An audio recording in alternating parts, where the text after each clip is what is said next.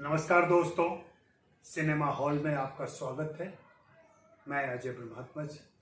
आज पुस्तक चर्चा में आज की पुस्तक है र बराबर राज बब्बर, दिल में उतरता अफसाना, और इसके संपादक हैं हरीश पाठक। इस पुस्तक की चर्चा में आगे करूं इसके पहले मैं चाहूँगा कि आप सिनेमा हॉल को सब्सक्राइब कर लें, और अगर मेरे वीडियो पसंद आते हैं तो buy me a coffee link पर जाएं और मेरे लिए कॉफ़ी खरीदें। फिल्मी हस्तियों पर किताबें आती रहती हैं और इन किताबों में कभी उनकी जीवनी होती है, कभी उनके ऊपर लेख होते हैं, कभी उनके बारे में संस्मरण होते हैं।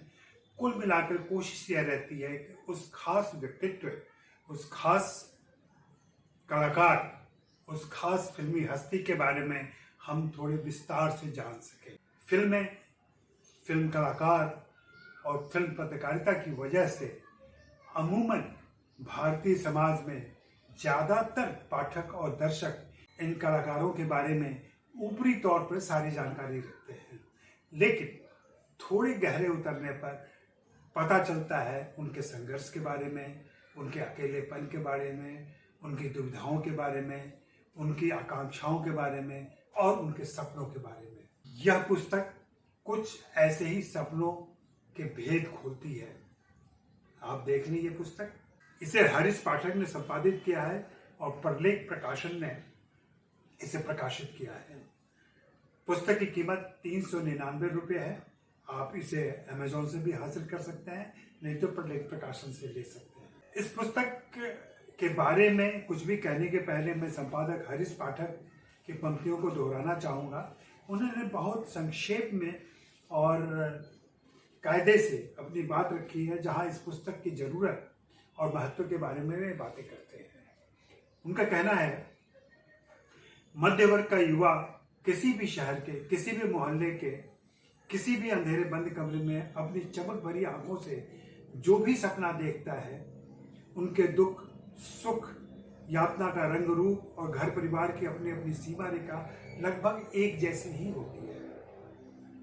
उदास, हताश, तकलीफों में जकड़ी और सब घर वालों के संग बिल्कुल एक जैसी। टुंडला के एक मध्य वर्ग के रेलवे कर्मचारी कौशल बब्बर के पुत्र बिल्लू उर्फ भारत भूषण उर्फ राजकुमार बब्बर की भविष्य टोहती आंखों में भी एक सपना ऐसा था जो देश के किसी भी शहर के, किसी भी गांव कस्बे, शहर के किसी भी प्रताप नारायण, दयासागर, देवेंद्र, अमरेश या प्रबल प्रताप की आंखों में तैरता है। अंतर सिर्फ यह है कि उन सपनों तक पहुंचने की आपकी तैयारी क्या है, और इसी तैयारी को विस्तार से उनके मित्र, उनके परिचित, कुछ पत्रकार और उनके हितैषी हमसे शेयर करते हैं इस किताब के अंतर्गत। मुझे यह किताब आद्योपांत पढ़ने के बाद राज बब्बर के थोड़े करीब ले आई। फिल्म पत्रकारिता में रहने की वजह से राज बब्बर से मैं मिलता रहा हूँ, उनके इंटरव्यू भी किए हैं, उनके बारे में कुछ जानता भी हूँ और मित्रों परिचितों से उनके बारे में सारी जानकारियाँ मिलती रही हैं। उनमें से कुछ मित्रों ने इसमें संस्मरण लिखे हैं।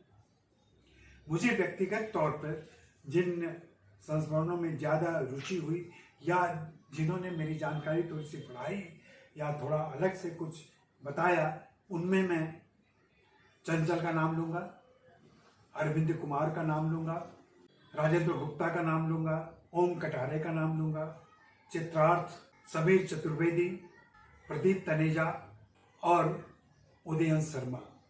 उदयन शर्मा ने एक लेख लिखा है और एक इंटरव्यू है। ये दोनों ही सामग्रियाँ 1981 की हैं और यही समय है जब राज बब्बर जो पहले पर्दे पर छाए थे और दर्शकों के बीच पहुंचे थे। उदयन शर्मा ने बहुत बारीकी से और बहुत विस्तार से राज बब्बर के बारे में बताया है। वहीं चंचल ने उनके व्यक्तित्व के दूसरे पहलू, जहां वे अभिनेता से नेता बनते हैं, उसकी झलक दी है। यह पुस्तक इसलिए भी महत्वपूर्ण है कि राज बब्बर उत्तर भारत से आए अकेले ऐसे अभिनेता हैं जिन्होंने अभिनय और राजनीति की पारी, सफल पारी खेली है और खेल रहे हैं। इन दिनों अभिनय में उनकी सक्रियता थोड़ी कम हो गई है, फिल्मों में उनकी सक्रियता थोड़ी कम हो गई है, लेकिन राजनीति में वे बेहद सक्रिय हैं और इन दिनों कांग्रेस के साथ हैं। मैं चाहूँगा कि जो भी पाठक हिंदी के हैं और हिंदी फिल्मों के दर्शक हैं, वे जरूर इस पुस्तक से गुजरें, इस पुस्तक को पढ़ें और अपने पास रखें। इसमें राज बब्बर का व्यक्तित्व उभर कर सामने आता है। मैं तो चाहूँगा कि हरीश पाठक अब अगले उपक्रम के रूप में राज बब्बर की जीवनी लिखें। उनके पास इस पुस्तक के संपादन के दौरान इतनी जानकारियां आ गई हैं कि अगर उन जानकारियों को थोड़े विस्तार से वे टटोलेंगे तो वे राज बब्बर की जीवनी लिख सकते हैं। राज बब्बर उन पर भरोसा करते हैं, राज बब्बर उन पर यकीन करते हैं, तो मुझे लगता है यह जीवनी बहुत ही आंतरिक ही होगी और उनके सभी पहलुओं को छूती हुई हमारे सामने आएगी। पुस्तक बहुत करीने से छापी गई है, प्रकाशन महत्वपूर्ण है इसलिए भी, और हिंदी में इस तरह की किताबें आती नहीं है, आती हैं तो बहुत कम आती है। और खास करके मुख्य प्रकाशक जो हिंदी के बड़े प्रकाशक हैं, वे कुछ पॉपुलर नामों के पीछे पड़े रहते हैं, उन्हीं की जीवनी छापते हैं, उन्हीं के बारे में छापना चाहते हैं।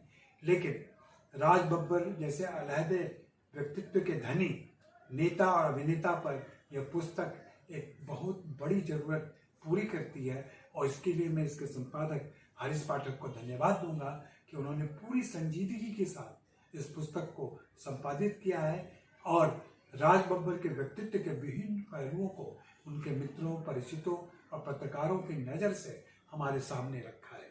मुझे पता चला है कि राज बब्बर को भी यह पुस्तक पसंद है, तो अगर आप राज बब्बर के प्रशंसक हैं या नहीं भी हैं, तो भी आपको यह पुस्तक देखनी और पढ़नी चाहिए कि यह अपने समय में, खास करके 9वें दशक के आरंभ में हिंदी फिल्मों में आए एक ऐसे अभिनेता की कहानी कहती है जो टुडला के छोटे से कस्बे से निकलकर मुंबई तक आता है वाया दिल्ली और अपना एक नाम स्थापित करता है। मुझे तो आज भी वो राज बब्बर याद है जब मैं दिल्ली आया था और माफ़ करें, एक सिगरेट के विज्ञापन में वे दिखते थे कि रेड एंड वाइट पीने वालों की बात ही कुछ और है। मैं यहाँ पे रेड एंड वाइट पीने वालों की बात हटा देता हूँ, मैं कहूँगा राज बब्बर की बात ही कुछ और है, और इस कुछ और को जानने के लिए आपको इस पुस्तक से गुजरना पड़ेगा। शुक्रिया, मेहरबानी, धन्यवाद।